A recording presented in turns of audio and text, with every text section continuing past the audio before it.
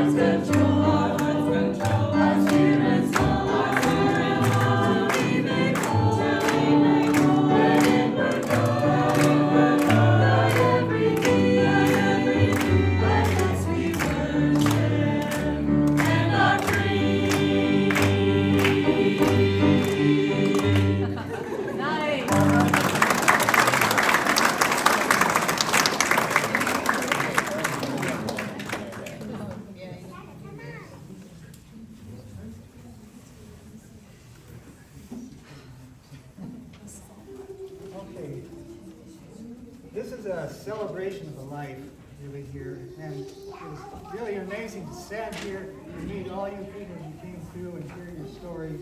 And what we're going to do tonight, or today, is share stories of one with another. And I'm going to say a few things about Muriel that happened. But that song she liked, that was one. And the 23rd Psalm was another one of her favorites. And we're going to have somebody read that. Who's reading that? Okay, Psalm 23. The Lord is my shepherd, I shall not want. He maketh me to lie down in green pastures. He leadeth me beside the still waters. He restoreth my soul. He leadeth me in the paths of righteousness for his name's sake. Yea, though I walk through the valley of the shadow of death, I will fear no evil. For thou art with me, thy rod and thy staff, they comfort me. Thou preparest a table before me in the presence of mine enemies. Thou anointest my head with oil, my cup runneth over. Surely goodness and mercy shall follow me all the days of my life, and I will dwell in the house of the Lord forever. Amen. And that, of course, was Muriel's choice as well. And we enjoyed that one because that was in the King James Version, if you notice. And that's what we had when we grew up. That's what I thought Jesus always talked like. So, anyway, we're trying to recreate these times. But the shepherd is a caregiver, and God is a caregiver. And you are caregivers. We have many caregivers here. And what I'd like to do, first of all, is to talk about Muriel's last moments, the last 2 weeks. And it was a real experience. And Muriel and I talk quite often about God and the problems in the world and so forth. And we came up with the idea that God is an experience that we all have. And it comes up from within. It's not something that we take outside in. It's something that comes up within us. And in these last weeks, the caretakers in the community were so present for us that I need to really talk about the family that took care of Muriel, Mom, Grammy, all those people. You know, Cam and Jeff, you know, Cam and Joe were out there. Cam stayed out with her overnight for a couple weeks, I think it was. And the care was just tremendous. And of course, at the bottom or top of the street, Jeff and Kim were there. They could come in at any time. And we dropped in. And then there were the neighbors that came in. The neighbors next door. I hesitate to mention names because I'm going to forget somebody. But I'd like to have people remind us in our discussion time about the part they played in Muriel's time. So, and you know, we are all caregivers. We are also receivers of care. And just think about it. We all start out as infants. And think of what an infant needs to grow up. Constant care for years. And as we age, a lot of times people at the end need constant care as well. That we are caregivers, people are. And Muriel and I talked about that often, and she was very upset with how much strife there was in the world and so forth. But I told her, you know, everybody starts out as an infant. Even Jesus did. And they have to be taken care of. And we've done a pretty good job. You know, there's 8 billion people. So the good overwhelms the evil, I would say. And you know, as I was in the room with Cam, and her daughters came in, you know, would come up and look at her and talk about her, and the expressions on their faces, you know, that's what I call the experience of God, the caring and the compassion that comes from within and you can't stop it. It's really there.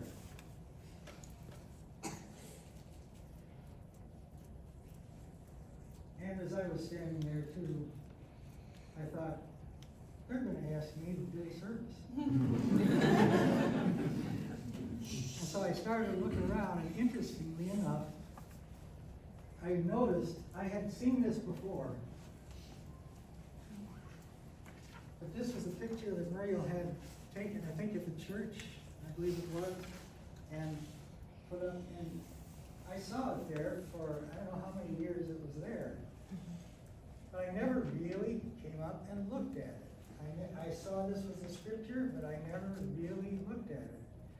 And with my poor short-term memory, I couldn't remember those 6 words. I had to take a picture of this so I could remember what it looked like. But this is Muriel. And on here she has the words from Micah. And that's an Old Testament prophet, a minor prophet, actually.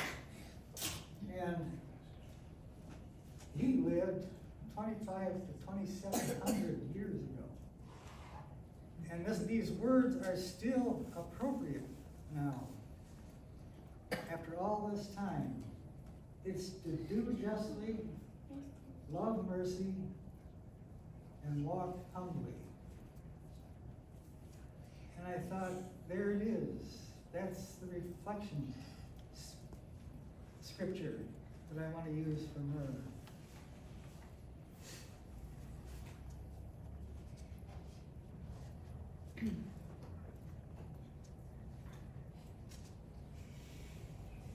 See, those words were written probably 2,500 years ago, but they were a part of the oral tradition for centuries before that. People have known a long time how they should treat one another. Isn't it something?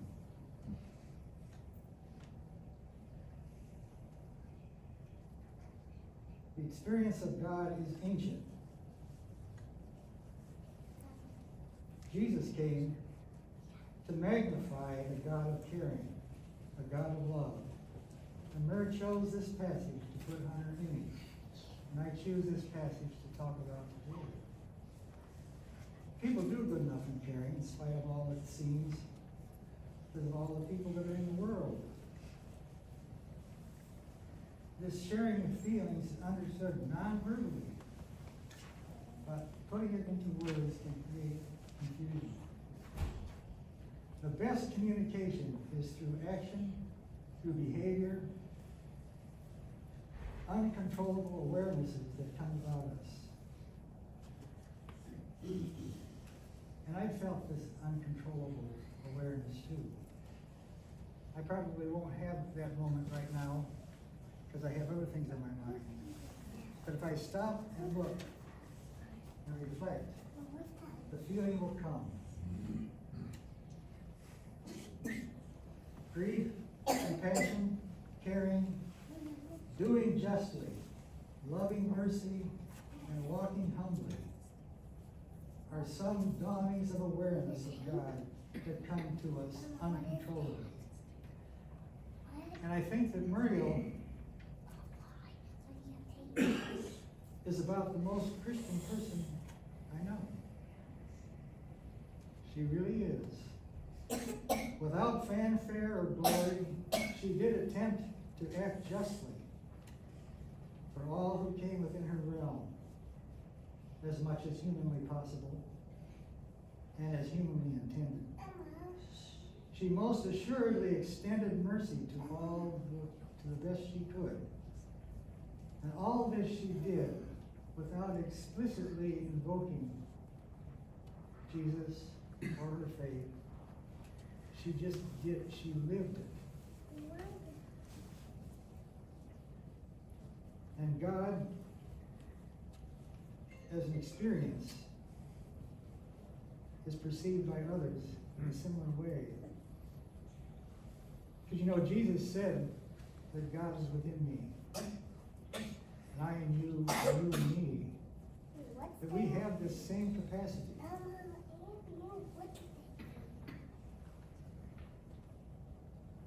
We really only know another person by our being with another person. What feelings they invoke in us, and what they do relative to others. And a little less by the words they speak. As you know, the body does die. That's what we're here to celebrate. Everybody experiences this. Everyone. But the experiences live on in the bodies of those who walk with us as an experience. Because you know, I think God is an experience. We experience God. We feel it.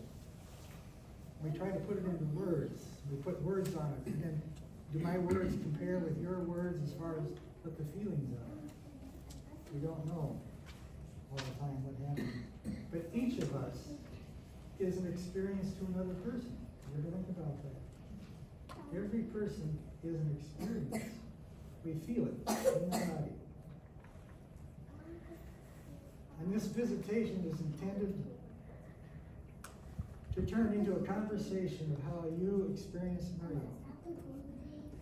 Mom, granny, great-granny, aunt, great-aunt,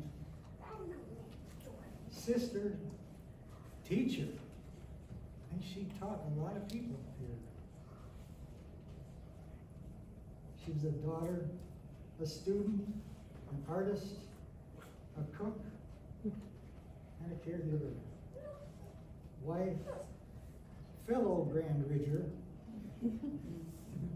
and through her sense of humor. You know, I think she would appreciate the beginning song. We kind of jazzed up at the end. I thought it was interesting how the rest of you kind of came in with that too.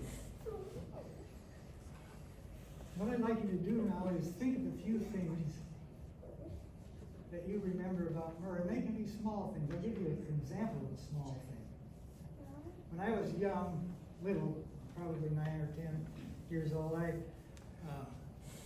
had a piece off of a bed, shined up piece of wood, was varnished and stuff. And I put ropes on it, and I hung it in the cherry tree.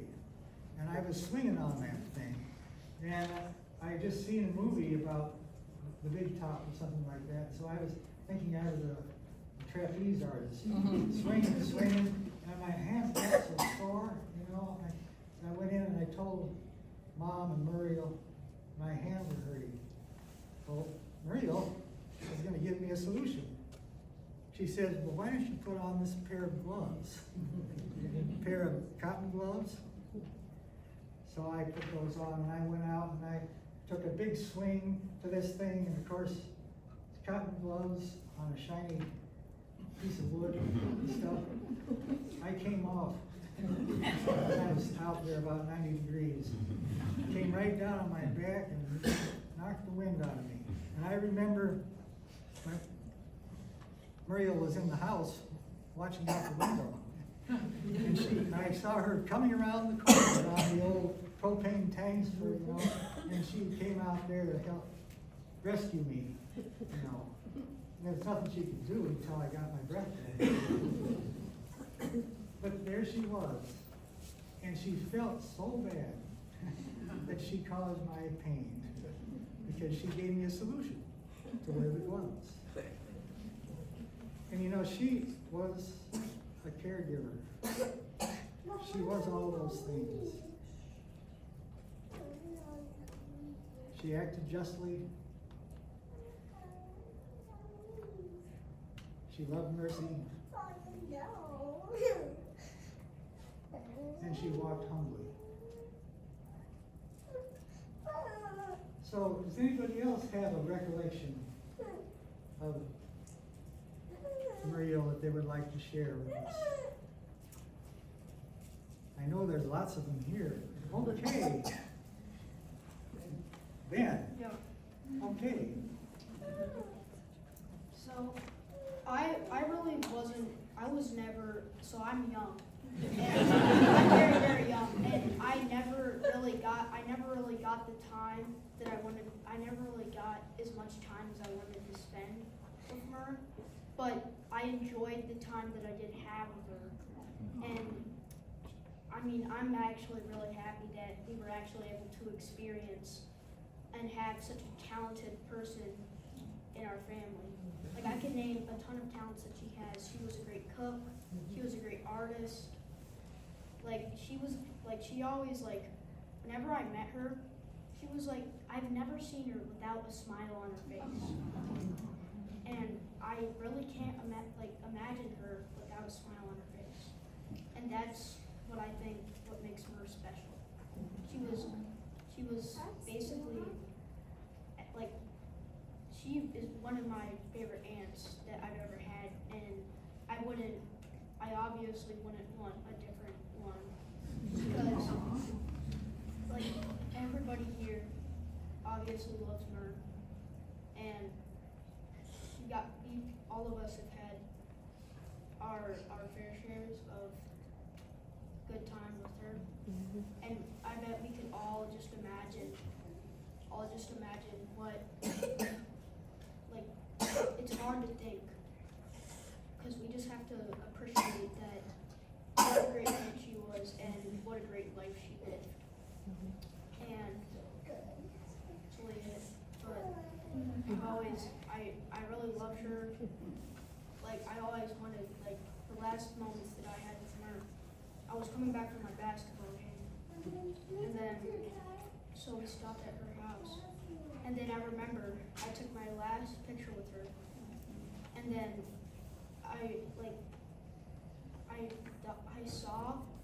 I saw it in her eyes, but she was like, I don't know why, but I was just more joyful at the time than like usual. But then after a week later, she died, and then I just, like, me and my friend were, so my friend, I told her about her, and then he said that he was a little bit jealous because he wished he had like an aunt exactly like that.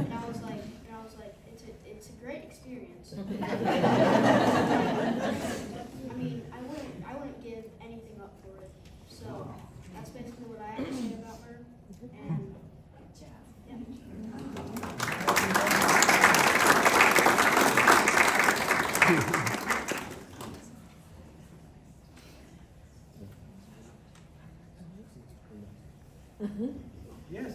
Yes, I love her lasagna. Great cook. I've got recipes written from her, and she was just wonderful, and I'll think of her always when I make the lasagna.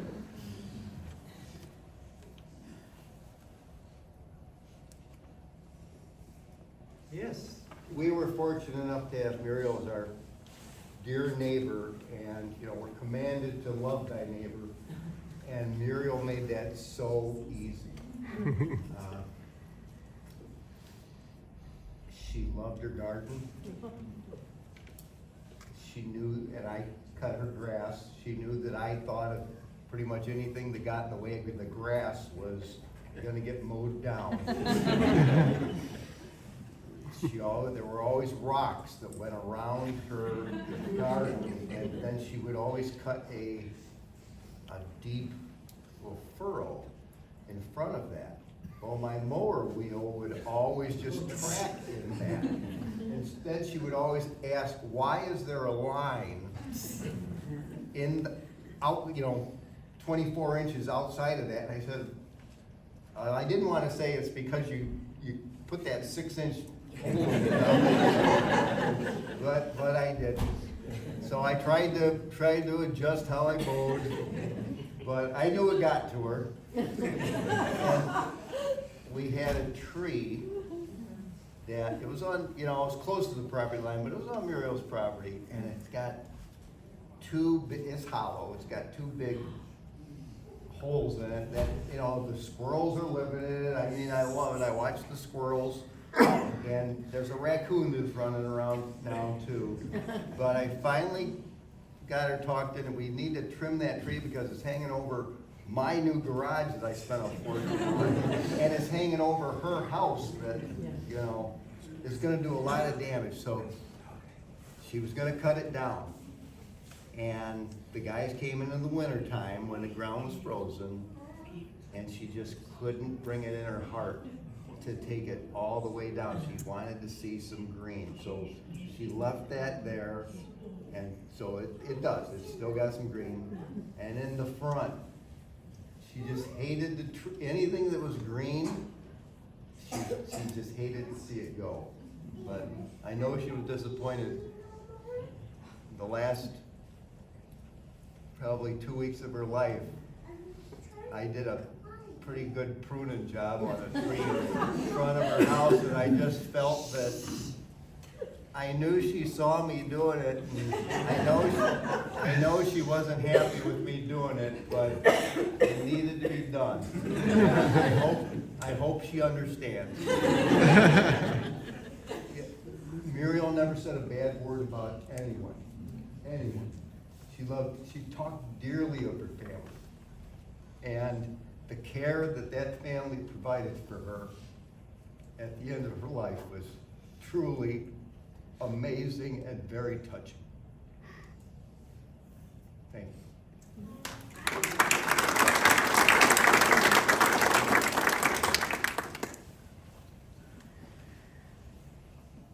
Aunt Muriel is one of my favorite aunts in the whole entire world.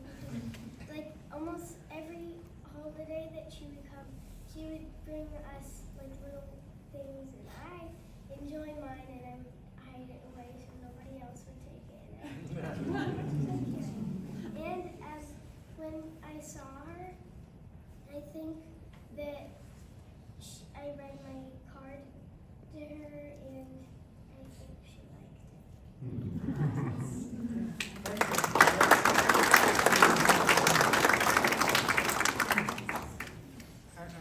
Is Maddie's writing here somewhere? Yes, Yes. it's on the easel over there where Yeah. the sunflower. There's an easel over there that has some writings, and Maddie's is one of them. And my son and daughter, too.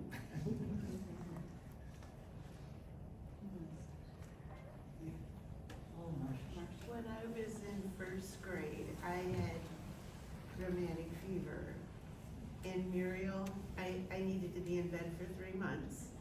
She would come to our house east of Grand Ridge and she kept me afloat in first grade so I didn't fall behind. And my mom just couldn't appreciate it just enough, and she collected milk glass back then. So I remember Mom buying her some beautiful milk glass as a thank you. When Betty Jensen came to our home, she was a nurse, and Dr. Meyerhofer came. And so she's been dear to me my whole life.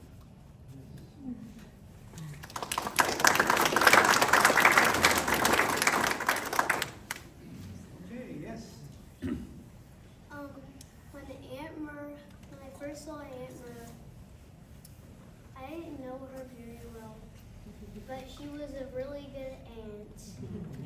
And I thought to myself, what if I gave her a car when I was gonna die and I forgot to?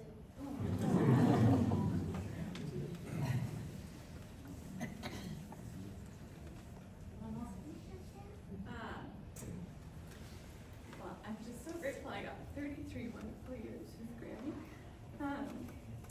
And there's just way too many things to tell them all. But she just instilled so many things in all of us and me. And I just remember growing up, and she instilled a love of reading in me and with her. And I just remember as they would come to visit, I would like pre-pick all my books out that I was gonna read with Grammy when she arrived. And poor Grammy and Poppy never got any time alone whenever they were with us. I think we had a schedule of like who was gonna sleep with them in their bed each night because we wanted to be near them so much. But she also just really instilled this care and compassion for others. And I think that every time I think of Grammy, I just think of how much she loved and cared about all of us, and she showed that in so many ways. And I can just feel that here in this room, and that's something that I think I'll take with me forever.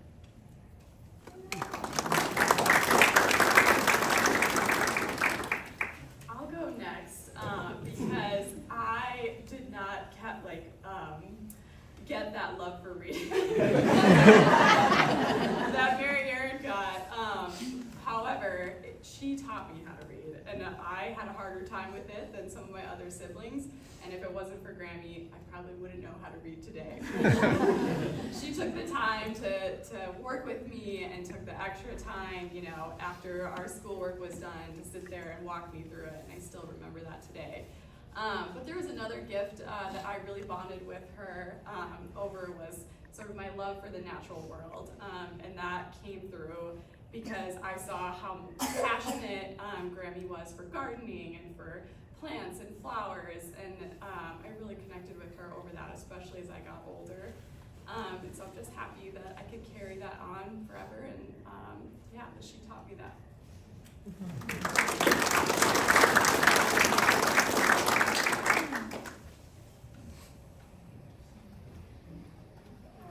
Yes. I feel pretty lucky because I got to care for her plants. So Muriel taught me, Mrs. Koetz, which I called her to this day, was in the 2nd grade. And she, when I first came back to Grand Ridge about 15 years ago, she stopped me in the middle of the street and said, "I taught you how to write." Oh. And she said that because I was writing a column in the Garden Maiden for the newspaper. And she was so proud and so excited that one of her students would actually do writing. And so she's actually been only a handful of people since I've been in Grand Ridge that I've been able to visit regularly. And most recently was because it was hard for her to take care of her plants in the winter. And so we would make a little deal of it, right? Of getting her plants to the greenhouse.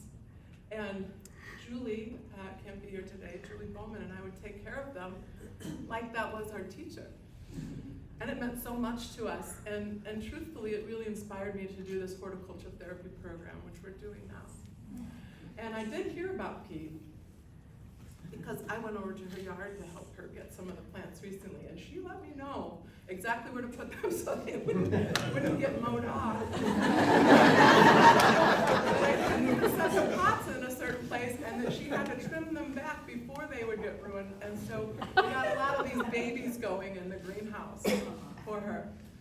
And then most recently, we had a couple fun jokes about her troubles with what was happening in the world, and saying that we could write in cursive if we had any special notes to write, but we didn't want the young people. She was really kind of upset that people weren't learning how to really read and how to really write cursive and have the spoken word. And so she's inspired me a lot in the last few months to really dedicate what I'm doing with my life, because she got to teach me from the 2nd grade, and there aren't many teachers like her left.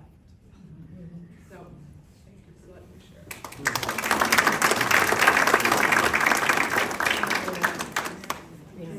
One thing I admired most about Grammy was her passion for knowledge, and just the way that she always was trying to learn, trying to grow, and trying to understand all people better. That really has stuck with me throughout my life. I know some people know I have a passion for knowledge, probably annoyingly sometimes. It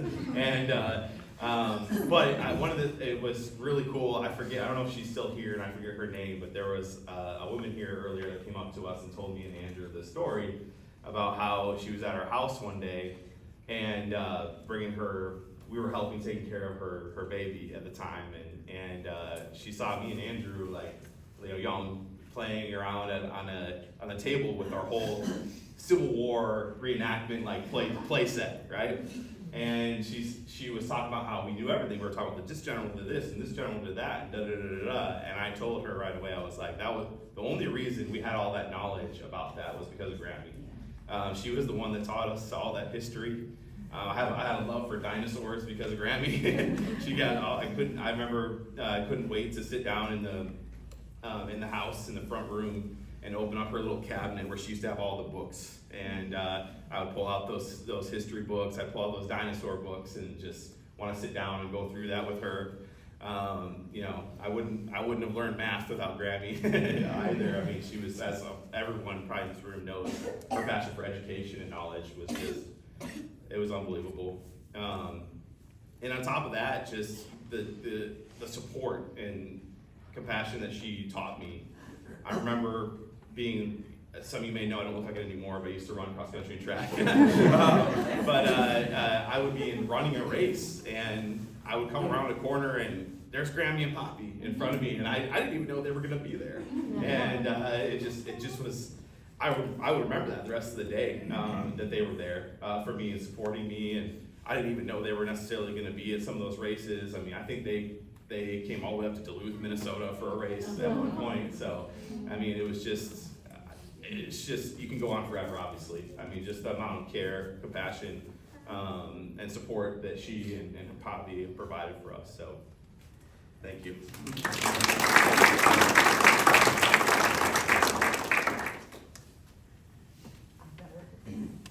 I have to say something. Hi, I'm Katie. I am Aunt Mer's one of her nieces. Sharon was my mother. Okay, I don't know if I can do it. You can do it. Okay. One thing that no one's really talked about is her photography and videography. I've spent hundreds of hours with her going through them, and thank you for helping her put it online so we can all have it from the 40. When did she get her camera? 1940? 1955. Oh, we have so many videos, and it's a treasure to be able to see the people that we've lost through the years. And she's kept them going because we can see them and see how they acted and their inflection of their voice. That's a gift that she's given all of us for the rest of our lives. The last time I saw her was 2 months ago. This year has been very hard for me. So I haven't been able to see her every month like I did the previous years. But I got to see her 2 months ago. And during the time she was down, I had COVID, so I had to stay away from everybody. So I didn't get to say goodbye. But she and I had a wonderful time. Cam told me an hour, Katie. That's kind of a joke for me and Amber, because we can spend days together, talking and never sleeping, actually.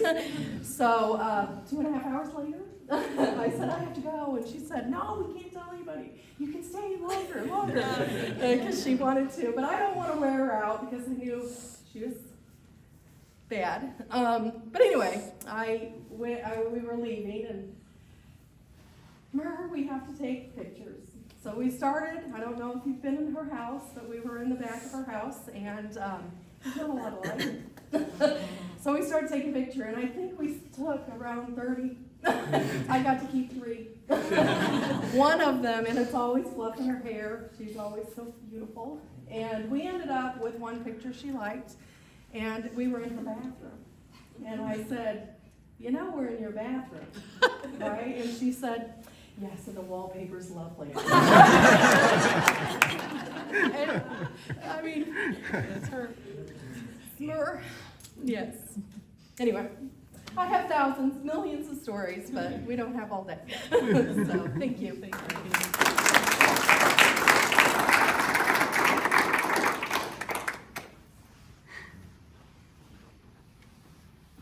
The power of a story. Tremendous. Moves people. I'm going to share briefly. So, yes, as Mary Erin said, so many experiences that I could share for a long time. But I think in thinking about this from an overall big picture perspective, to me, like I said, there's a lot of experiences, so not one comes to the forefront. But as I think about Mom, I keep thinking about the word steadfast. Steadfast. And so to me, that encapsulates who she was. She was steadfast for what she loved and what was important to her, her family, and the things that she believed in, and the things that she believed for the world and for others. And so for me, the experience is experiencing her steadfastness throughout my life has also become something that is important for me to strive for as well. Thank you.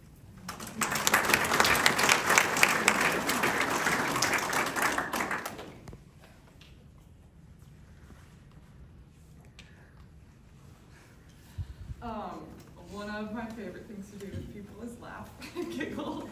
And Grammy, I was spending a lot of time with Grammy back in a few years ago when I was home because I was unemployed. And I was there at her house like cleaning all of the time, and every single time we came up to a bunch of cobwebs and a bunch of spiders and things like that.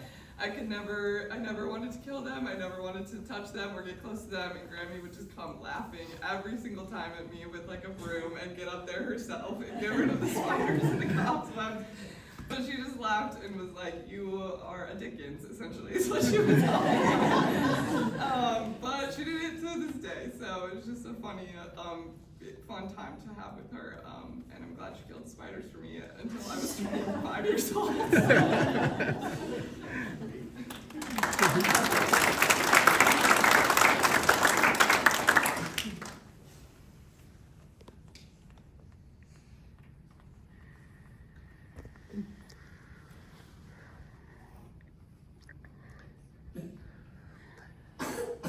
I guess there's a lot of themes that we see with all of these stories about Aunt Mer, but I would say that for me, Aunt Mer was a huge inspiration, and not only by the way that she treated me, but by the way that I saw her treat everybody that was around her.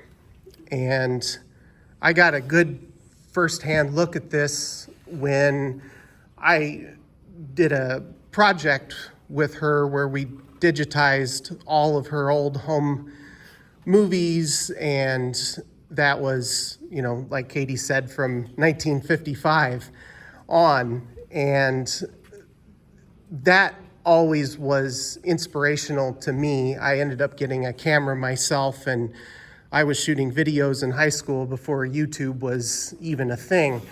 And I ended up with a wedding photography and video company where I was doing it for others. And, so she inspired me, professionally, certainly, and then all of her creative endeavors as well, from her painting to her homemaking to her gardening. She was such an artistic spirit. And I think that even translated through in all of the great cooking that she did for all of us. I bet almost everybody in this room has been on the receiving end of a good plate of brownies or a lasagna or some other great dish that tacos, yeah. But the thing that struck me when I did the project to digitize all of the videos that she had put together was how she really showed up for everybody.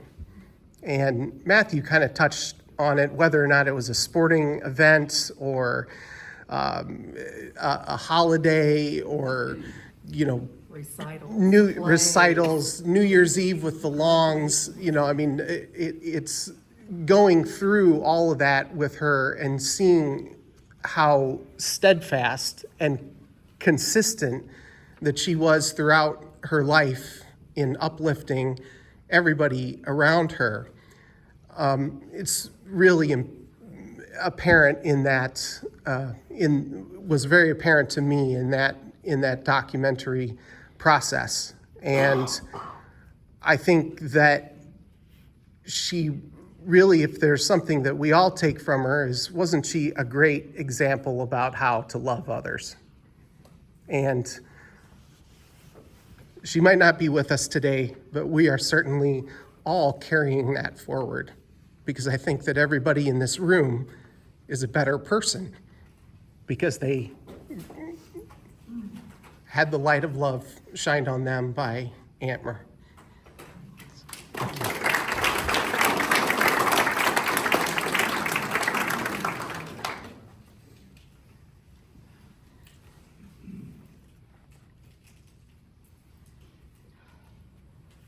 How many are embarrassed to get up and say anything? Don't be. This is a great process for the grieving family and for the grieving community to do, is to talk about this stuff, what the person meant. Because we're all connected very deeply. We're not isolated points. We are waves that blend all together.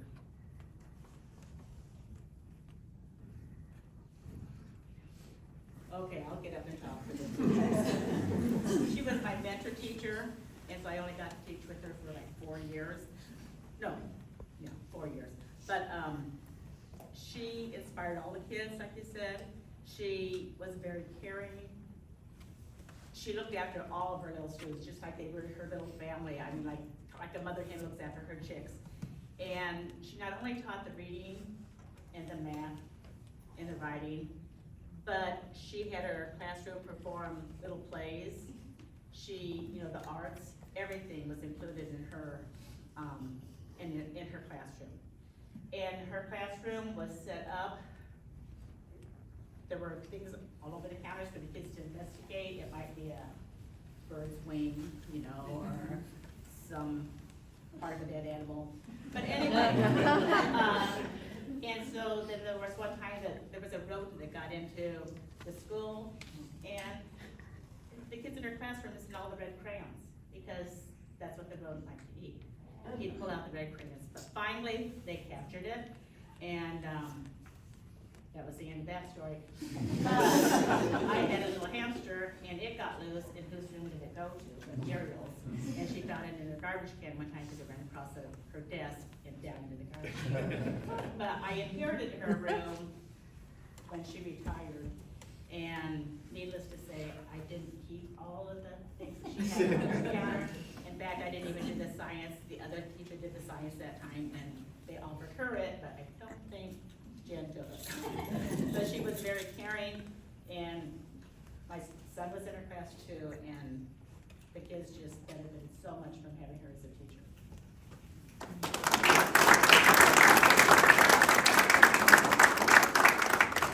You know, something you said made me just see this flash of her when she was having her first day of teaching at Grand Ridge. She was 12 years older than I was.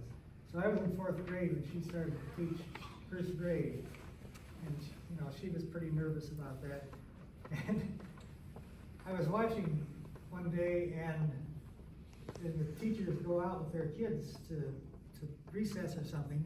A line of kids follow. You know, they'd be walking out, and a line of kids would come along, but not Mer's class. They clustered around her like a little flock of chicks, and just kind of moved right with her. She overcame that. There was after a few years, they walked in a straight line.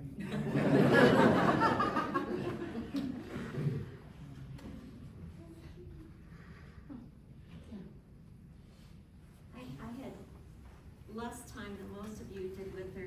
She was my 1st grade teacher, and I think I was her first class, but I came to re-knowing her about 4 or 5 years ago. I came down, I haven't lived in the area since I went away to college, and I was going to Grand Ridge Days, and I was carrying my little camp stool. I was looking for relatives. That's why I would come to the Grand Ridge Days. And I was passing on the street, and she called me over. She said, "Oh, you can come sit here." And I really don't know, other than a God moment, because I was intent on seeing cousins that I don't usually see, except if I make the trip down. And for some reason, I went and sat by her, and she said, "Oh no, we have an extra chair here." And I sat with her, and then I said, "Well, I'm so-and-so," and I gave my maiden name. She said, "Oh yes, I know, I was your 1st grade teacher." We started talking, and I said, "I remember we were invited to your wedding because she got married that June, I think, after our 1st year." And she said, "Do you remember so-and-so, that boy in our class?" I said, "Of course I do." And she said, "Well, he told his mother that we need to get her something really nice for a gift."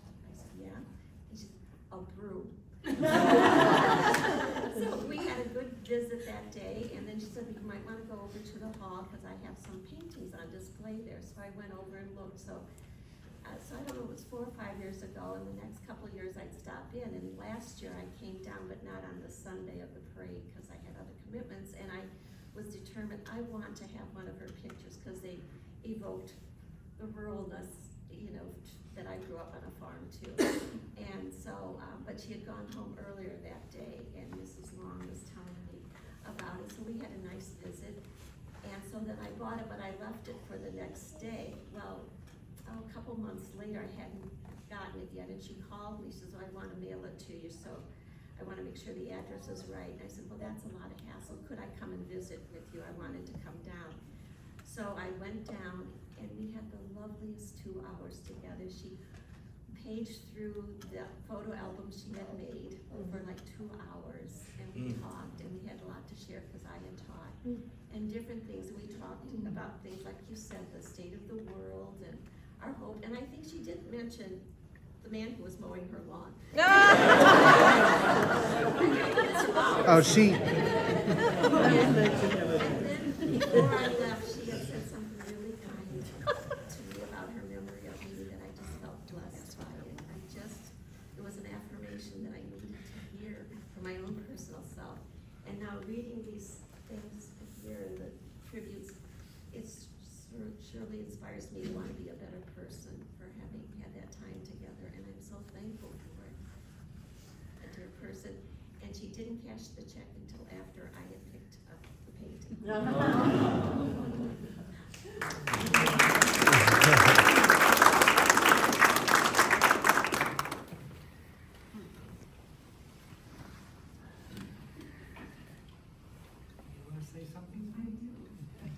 I do want to say something, but I wanted to go last. So is there anyone that was hoping to get their moment? Because I don't want to cut it off, because I'm going to give you all an assignment as soon as I'm done talking. And then you won't get another chance unless you just blatantly interrupt. So anyone else have a moment? Okay. I think I'm going to say something. talk a little bit. Nobody look at me. I don't know, just hearing all these, well, I'm Abby Koetz, by the way, nobody else introduced themselves.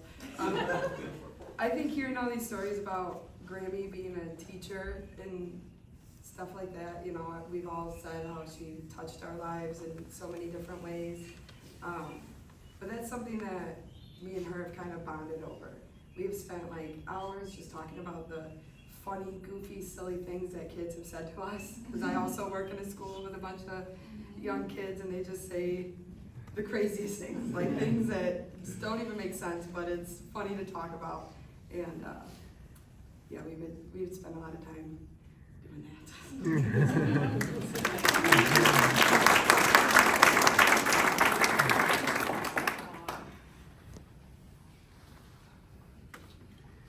Going once. Okay, I'm going to stand up here for a minute. I had a wonderful time with Muriel a couple of weeks before she passed away. And I said to her, do you remember when her mother died, Lynn's mom? I tried to eulogize her at the funeral, and I was so choked up and emotional that I could barely get through it. It felt embarrassing to me that I couldn't say eloquently everything that I wanted to say. So when we were having this chat together, I said to her, I have sworn off ever talking to a group at a funeral about someone I love. So I said, I'm going to tell you everything to your face. So we talked, and I told her all the ways, all the ways that she touched my life. I loved her so much. Breathe, okay. So I said, you're getting it now. It's not going to happen later. So you're asking, what the heck is she doing up there? Because I already said I wasn't going to do this. But I thought of something that I didn't tell her that was really important. And so I do need to share it with you, so I'm going to. There is Bible verse. It's Romans 3, verse 23. It says, all have sinned and fall short of the glory of God. Now, why does that have anything to do with Muriel? Well, she was the most forgiving person I ever knew. Like many of you have said, you've never heard her say a bad word about anything. And she carried bruises and wounds, just like every one of you have. And we have all sinned and fallen short of the glory of God. But her enormous capacity to forgive and move on and ask forgiveness for herself, because we all think of things that we wish we could have done or could have said or have done differently. But she loved everyone. She loved those students. She loved her teacher, friends.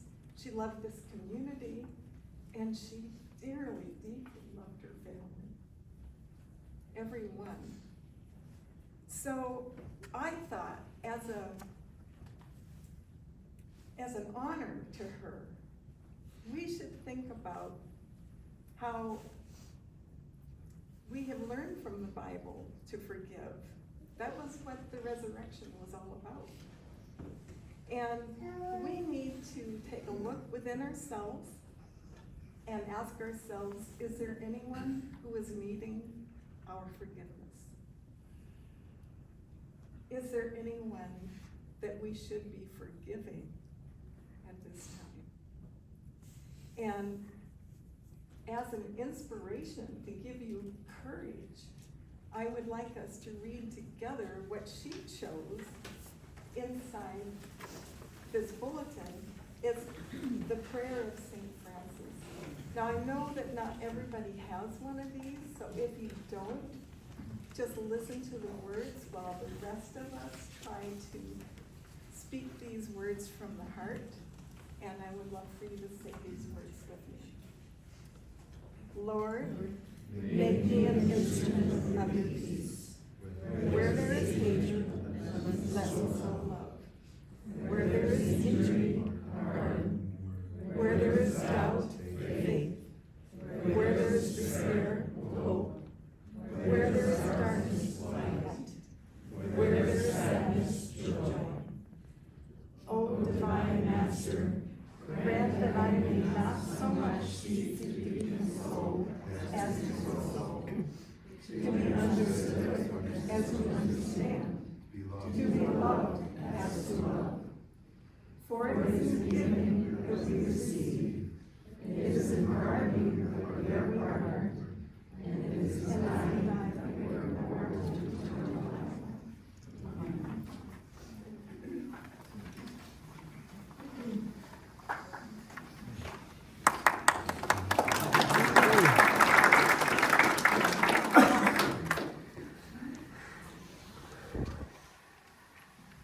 Now we have a couple of leaders for the serenity prayer.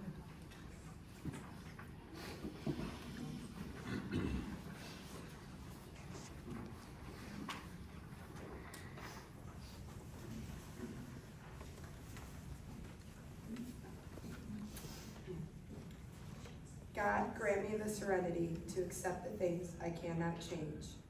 The courage to change the things I can, and the wisdom to know the difference.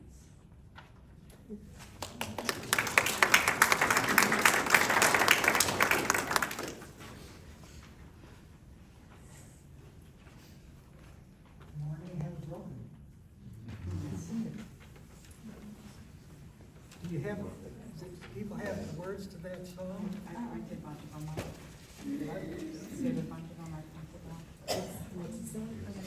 Morning has broken.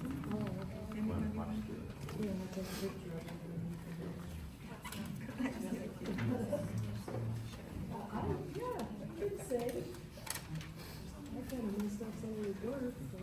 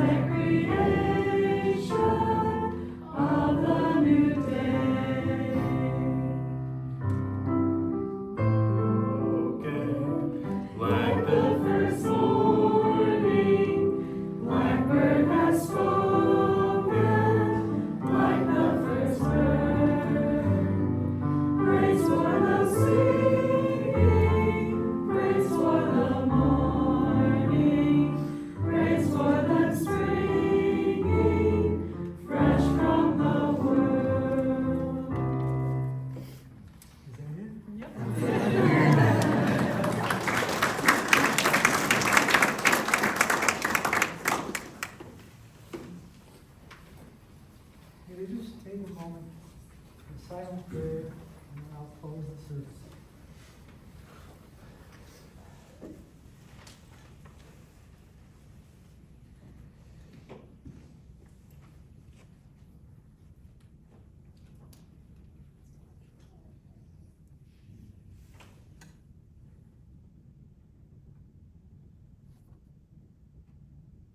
Oh, gracious God, we give thanks for the life that we've had to experience.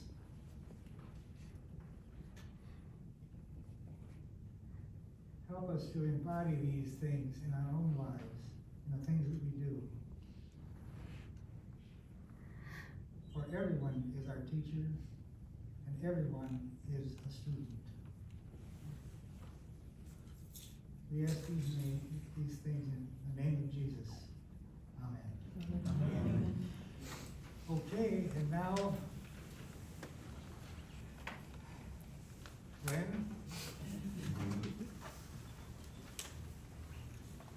What's the next move?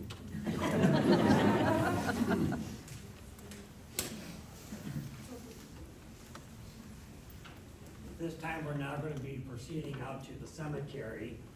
If you'd like to join them, you may do so. But if you'd like to come forward and pay your last respects to Muriel, you may do so at